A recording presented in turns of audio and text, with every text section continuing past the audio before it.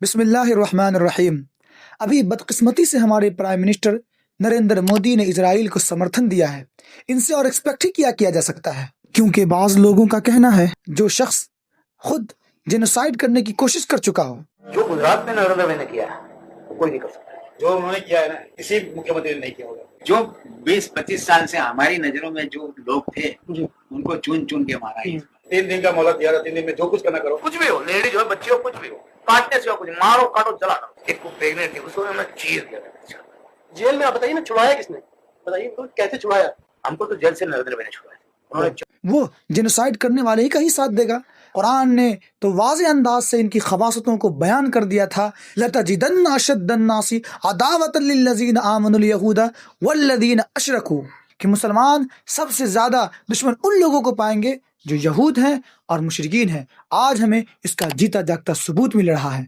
और हद तो ये हो गई कि उन्होंने इसको पूरे हिंदुस्तान वासियों की तरफ फेर दिया कि तमाम हिंदुस्तानी ये चाहते हैं, तमाम हिंदुस्तानी इजराइल का समर्थन दे रहे हैं। हालांकि ऐसा नहीं है। चाहे हिंदू हो, मुसलमान हो, सिख हो, ईसाई हो, सिवाय इन भक्तों के, सबका यही मौक़िफ़ है कि इजराइल फ़लस्तीन पर कब्जा करके बैठा हुआ है, उसे फ़लस्तीन की ज़मीन खाली करनी होगी।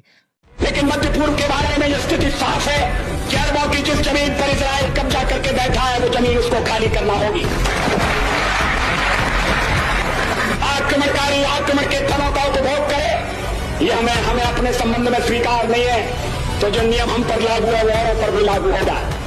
अरबों की जमीन खाली होना चाहिए। जो फिलिस्तीन है उनके फिलिस्तीनी है, उनके उचित अधिकारों की प्रस्थापना होना चाहिए। India